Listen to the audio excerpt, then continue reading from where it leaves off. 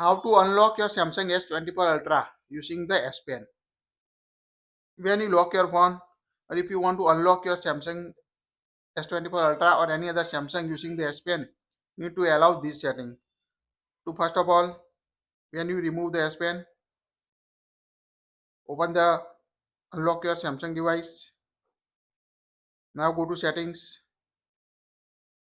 scroll down up to advanced feature, tap on advanced feature. Now tap on a S Pen.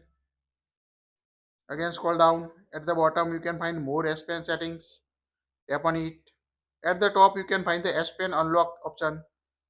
Press the pen button to unlock your phone. For security, your S Pen need to outside your phone before it lock, and you need to manually unlock your phone.